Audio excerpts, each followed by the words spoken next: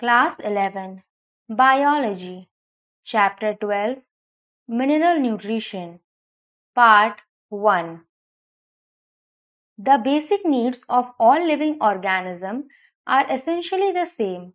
They require macromolecules such as carbohydrate, protein and fat, and water minerals for their growth and development. This chapter focuses mainly on inorganic plant nutrition, wherein you will study the method to identify elements essential to growth and development of plants and the criteria for establishing the essentiality. You will also study the role of essential elements, their major deficiency symptoms, and the mechanism of absorption of these essential elements.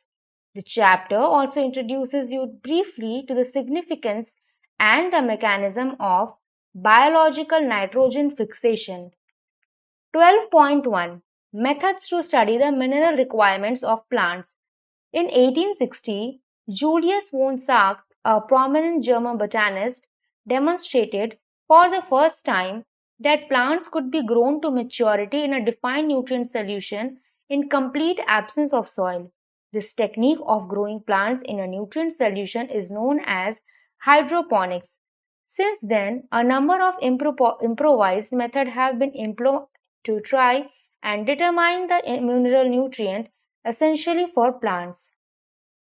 The essence of all these methods involves the culture of plants in a soil-free, defined mineral solution. These methods require purified water and mineral nutrient salt. Can you explain why this is so essential? After a series of experiments in which roots of the plant were immersed in a nutrient solution wherein an element was added, removed or given in varied concentration, a mineral solution suitable for plant growth was obtained. By this method, essential elements were identified and their deficiency symptoms discovered. Hydroponics has been successfully employed as a technique for the commercial production of vegetables such as tomato, seedless cucumber, and lettuce. It must be emphasized that the nutrient solution must be adequately aerated to obtain the optimum growth. What would happen if solution were poorly aerated? 12.2 Essential mineral elements. Most of the mineral present in soil can enter plant through roots. In fact, more than 60 elements of the 105 discovered so far are found in different plants. Some plant species accumulate selenium, some other gold, while some plants growing near nuclear test site take up radioactive strontium. There are techniques that are able to detect the minerals even at a very low concentration. The question is whether all the diverse mineral elements present in a plant, for example gold and selenium as mentioned above, are really necessary for plants. How do we decide what is essential for plant and what is not? 12.2.1 Criteria for essentiality. The criteria for essentiality of an element are given below. A. The element must be absolutely necessary for supporting normal growth and reproduction. In the absence of the element, the plants do not complete their life cycle or set the seeds. B. The requirement of the element must be specific and not replaceable by another element. In other words, deficiency of any one element cannot be met by supplying some other element. C. The element must be directly involved in the metabolism of the plant.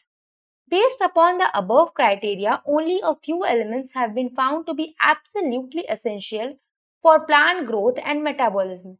These elements are further divided into two broad categories based on their quantitative requirements.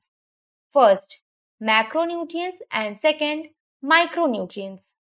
Macronutrients are generally present in plant tissue in large amount in excess of 10 mmol per kg of dry matter. The macronutrients include carbon, hydrogen, oxygen, nitrogen, phosphorus, sulfur, potassium, calcium, and magnesium. Of these, carbon, hydrogen, and oxygen are mainly obtained from carbon dioxide and water, while others are absorbed from the soil as mineral nutrient. Micronutrients or trace elements are needed in very small amount. These include iron, manganese, copper, molybdenum, zinc, boron, chlorine and nickel. In addition to the 17 essential elements named above, there are some beneficial elements such as sodium, silicon, cobalt and selenium. They are required by higher plants. Essential elements can also be grouped into four broad categories on the basis of their diverse function. These categories are: first, essential elements as component of biomolecules and hence structural elements of cells. For example, carbon, hydrogen, oxygen and nitrogen. Second, essential elements that are component of energy related chemical compound in plants. For example, magnesium in chlorophyll and phosphorus in ATP. Third, essential element that activate or inhibit enzyme. For example, magnesium is an activator for both ribulose bisphosphate carboxylase oxygenase and phosphoenol pyruvate carboxylase, both of which are critical enzymes in photosynthetic carbon fixation. Zinc is an activator of alcohol dehydrogenase and molybdenum of nitrogenase during nitrogen metabolism. Can you name a few more elements that fall in this category? For this, you will need to recollect some of the biochemical pathways you have studied earlier. Fourth, some essential element can alter the osmotic potential of a cell. Potassium plays an important role in the opening and closing of the stomata. You may recall the role of mineral as solute in determining the water potential of a cell. 12.2.2 Role of macro and micronutrients. Essential elements perform several functions. They participate in various metabolic processes in the plant cell such as permeability of cell membrane, maintenance of osmotic concentration of cell sap, electron transport system, buffering action, enzymatic activity and act as major constituents of macromolecules and coenzymes. Various forms and function of essential nutrient nitrogen. This is the essential nutrient element required by plants in the greatest amount. It is absorbed mainly as NO3-, though some are also taken as NO2- or NH4+. Nitrogen is required by all parts of a plant, particularly the meristematic tissue and the metabolically active cells. Nitrogen is one of the major constituents of protein, nucleic acid, vitamins and hormones. Phosphorus. Phosphorus is absorbed by plants from soil in the form of phosphate ions. Phosphorus is a constituent of cell membranes, certain proteins, all nucleic acid and nucleotides and is required for all phosphorylation reaction. Potassium. It is absorbed as potassium. In plants, this is required in more abundant quantities in the meristematic tissue, buds, leaves and root tips. Potassium helps to maintain an anion-cation balance in cell and is involved in protein synthesis, opening and closing of stomata, activation of enzymes, and in the maintenance of the turgidity of the cells. Calcium. Plants absorb calcium from the soil in the form of calcium ions. Calcium is required by meristematic and differentiating tissues. During cell division, it is used in the synthesis of cell wall, particularly as calcium pectate in the middle lamella. It is also needed during the formation of mitotic spindle. It accumulates in older leaves. It is involved in the normal functioning of the cell membranes. It activates certain enzymes and plays an important role in regulating metabolic activities. Magnesium. It is absorbed by plant in the form of divalent magnesium plus 2. It activates the enzyme of respiration, photosynthesis and are involved in the synthesis of DNA and RNA. Magnesium is a constituent of the ring structure of chlorophyll and helps to maintain the ribosome structure. Sulfur. Plants obtain sulfur in the form of sulfate. Sulfur is present in two amino acids, cysteine and methionine,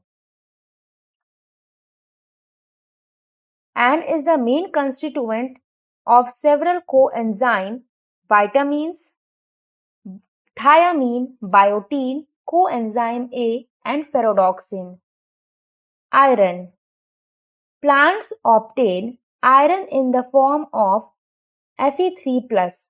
It is required large amount in comparison to other micronutrients.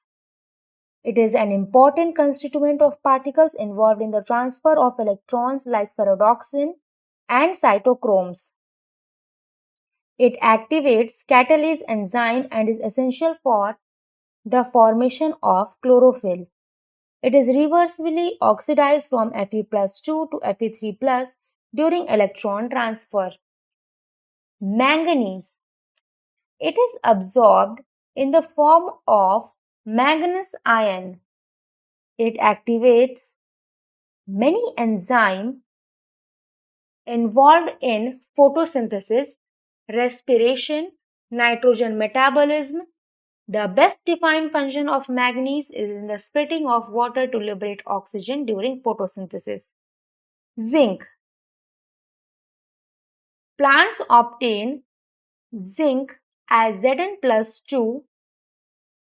It activates various enzymes, especially carboxylase. It is also needed in the synthesis of oxime. Copper. It is absorbed as cupric ion. It is essential for the overall metabolism in the plants.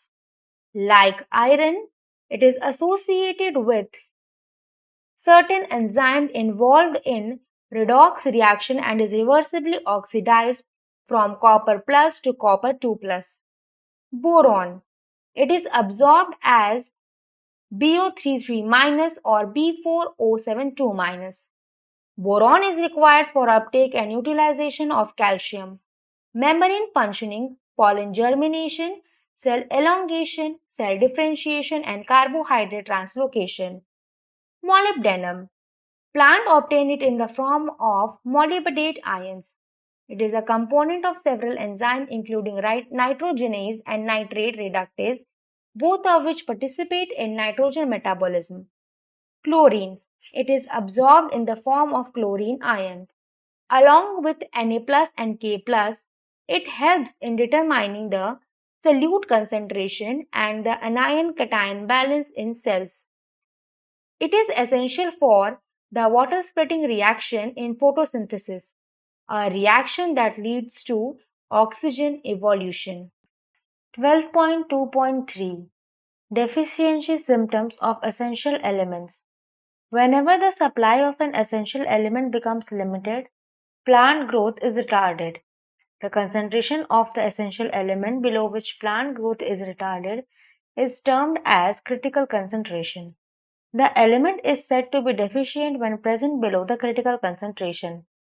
Since each element has one or more specific structural or functional role in plants, in the absence of any particular element, plants show certain morphological changes. These morphological changes are indicative of certain element deficiencies and are called deficiency symptoms. The deficiency symptoms vary from element to element and they disappear when the deficient mineral nutrient is provided to the plant. However, if deprivation continues, it may eventually lead to the death of the plant. The parts of the plant that show the deficiency symptom also depend on the mobility of the element in the plant. For elements that are actively mobilized within the plants and are exported to young developing tissues, the deficiency symptoms tend to appear first in older tissue. For example, the deficiency symptom of nitrogen, potassium and magnesium are visible first in the senescent leaves. In the older leaves, biomolecules containing these elements are broken down, making these elements available for mobilizing to younger leaves. The deficiency symptoms tend to appear first in the young tissue. whenever the elements are relatively immobile and are not transported out of the mature organs. For example, elements like sulfur and calcium are a part of the structural component of the cell and hence are not easily released. This aspect of mineral nutrients of plant is of great significance and importance to agriculture and horticulture. The kind of deficiency symptoms shown in plants include chlorosis, necrosis, stunted plant growth, premature fall of leaves and buds, and inhibition of cell division. Chlorosis is the loss of chlorophyll leading to yellowing in leaves. This symptom is caused by the deficiency of elements nitrogen, potassium, magnesium, sulfur, iron, manganese, zinc, and molybdenum. Likewise, necrosis or death of tissue, particularly leaf tissue, is due to the deficiency of calcium, magnesium, copper, potassium. Lack or low level of nitrogen, potassium, sulfur, molybdenum causes an inhibition of cell division. Some elements like nitrogen, sulfur, molybdenum delay flowering if their concentration in plants is low. You can see from the above that deficiency of any element can cause multiple symptoms and that the same symptom may be caused by the deficiency of one of several different elements. Hence, to identify the deficient element, one has to study all the symptoms developed in all the various parts of the plant and compare them with the available standard table. We must also be aware that different plants also respond differently to the deficiency of the same element. 12.2.4 Toxicity of micronutrients. The requirement of micronutrient is always in low amount, while their moderate decrease causes the deficiency symptom and a moderate increase causes toxicity. In other words, there is a narrow range of concentration at which the elements are optimum. Any mineral iron concentration in tissues that reduces the dry weight of tissue by about 10% is considered toxic. Such critical concentrations vary widely among different micronutrients. The toxicity symptoms are difficult to identify. Toxicity level for any element also vary for different parts. Many a time, excess of an element may inhibit the uptake of another element. For example, the prominent symptom of manganese toxicity is the appearance of brown spots surrounded by chlorotic veins. It is important to know that manganese competes with iron and magnesium for uptake and with magnesium for binding with enzymes. Manganese also inhibits calcium translocation in shoot apex. Therefore, excess of manganese may, in fact, induce deficiencies of iron, magnesium, and calcium. Thus, what appears as symptoms of manganese toxicity may actually be the deficiency of symptoms are of iron, magnesium, and calcium. Can this knowledge be of some importance to a farmer, a gardener, or even for you in your kitchen garden?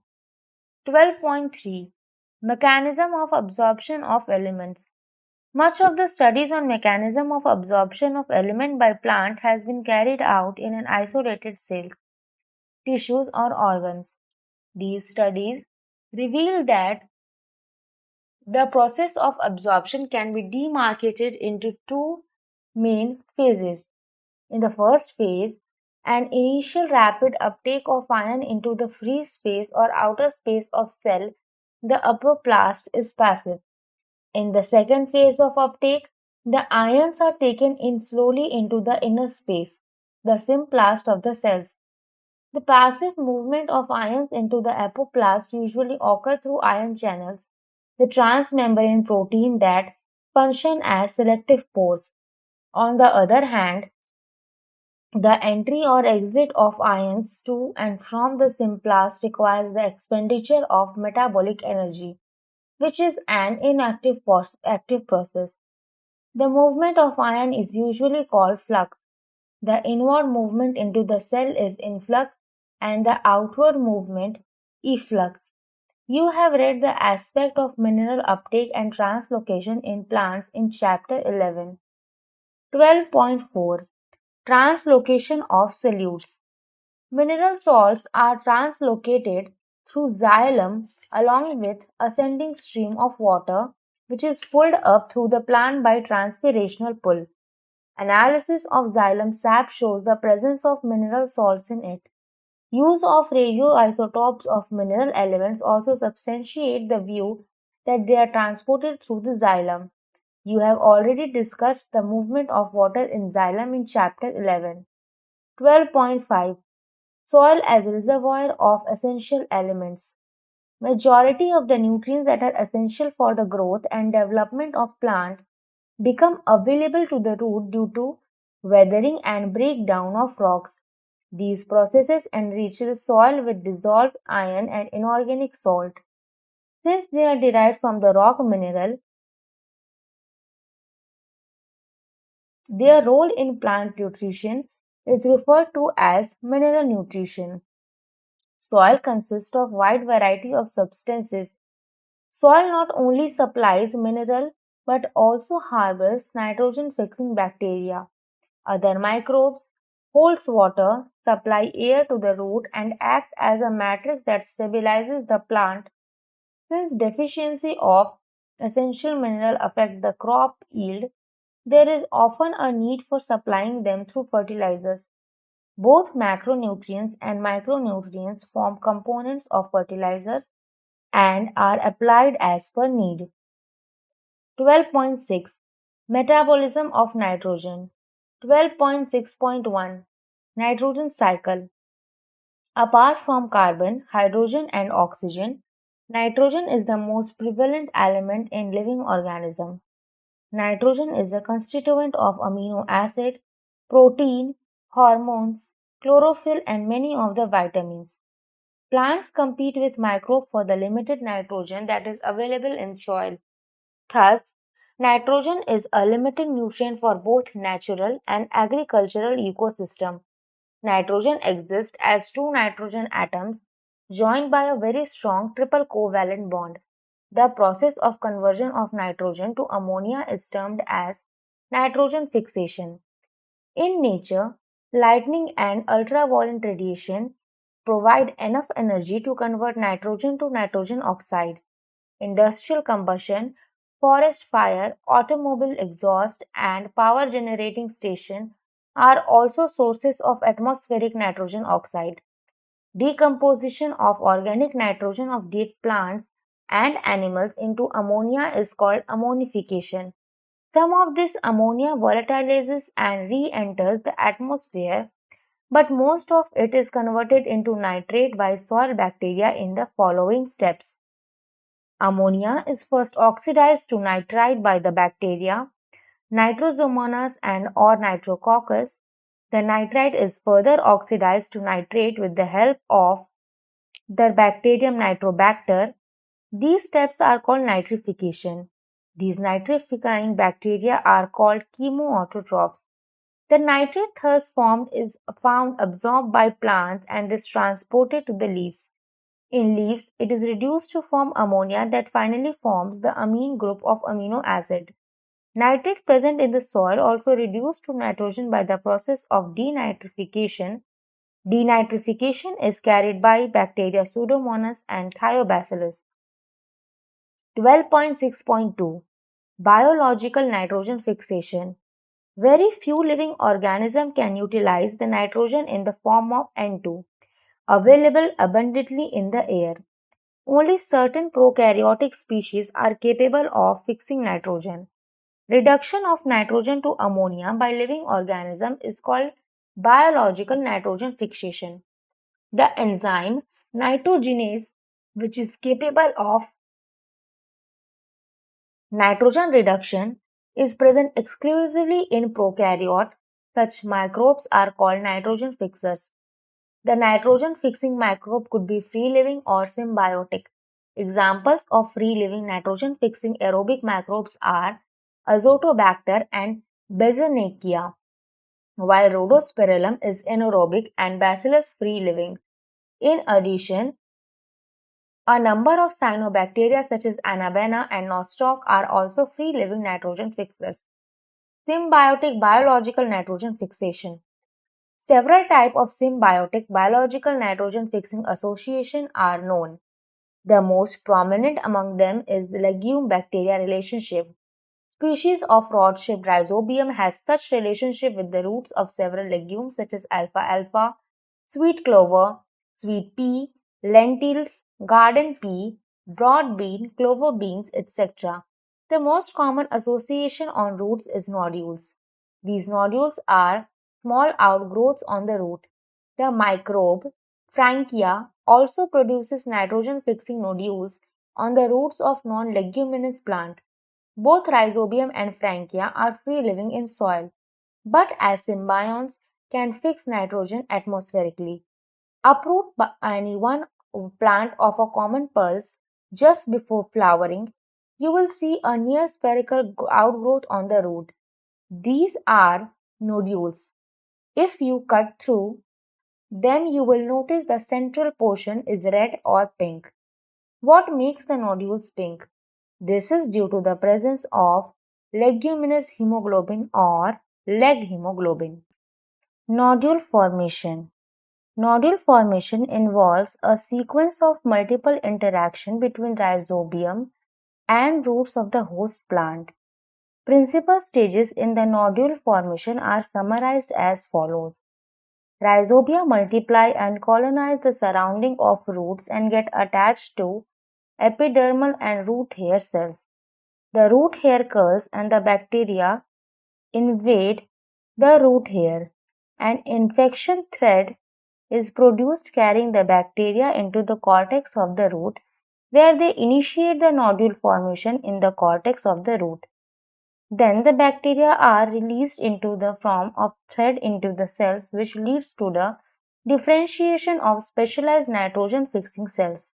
The nodule thus formed establishes a direct vascular connection with the host for exchange of nutrients.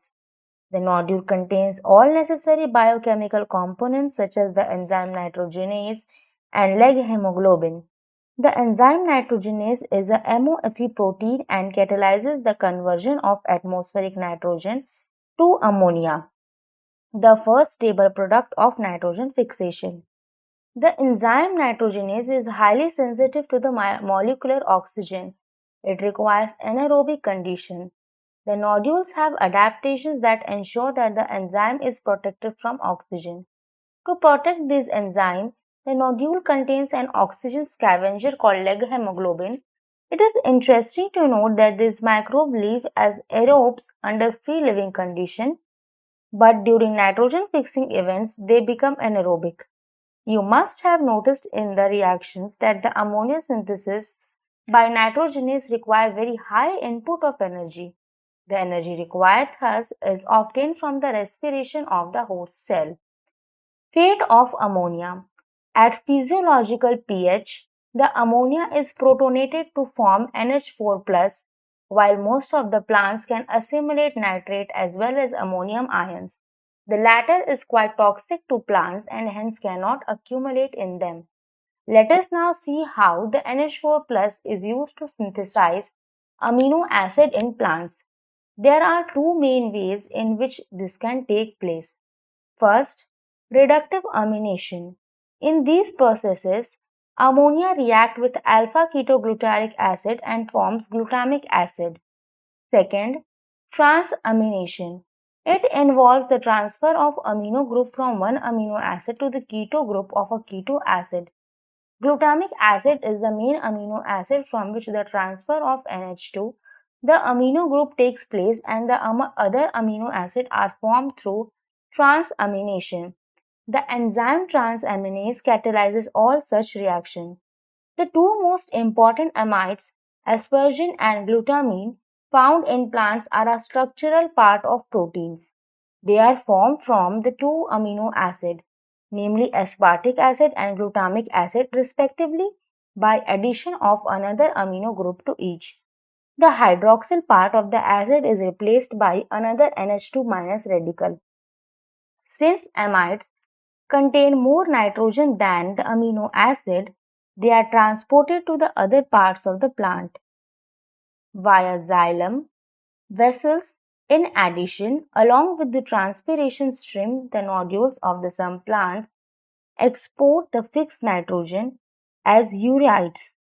These compounds also have a particularly high nitrogen to carbon ratio. Summary: plants obtain their inorganic nutrient from air, water, and soil. Plants absorb a wide variety of mineral elements. Not all the mineral elements that they absorb are required by plants. Out of the more than 105 elements discovered so far, less than 21 are essential and beneficial for normal plant growth. These elements are either essential constituent of protein, carbohydrate, fat, nucleic acid, etc., and or take part in various metabolic processes. Deficiency of each of these essential elements may lead to symptoms called deficiency symptoms. Chlorosis, necrosis, stunted growth, impaired cell division are some prominent deficiency symptoms. Plants absorb mineral through root by either passive or active processes. They are carried to all parts of the organism through xylem along with the water transport. Nitrogen is very essential for the sustenance of life. Plants cannot use atmospheric nitrogen directly, but some of the plants in association with the nitrogen-fixing bacteria, especially roots of legume, can fix the atmospheric nitrogen into biologically usable form. Nitrogen fixation requires a strong reducing agent and energy in the form of ATP. Nitrogen fixation is accomplished with the help of nitrogen-fixing microbe, mainly Rhizobium. The enzyme nitrogenase, which plays an important role in biological nitrogen fixation, is very sensitive to oxygen. Most of the processes take place in anaerobic environment. The energy ATP required is produced by the respiration of the host cell. Ammonia produced following nitrogen fixation is incorporated into amino acid as the amino group.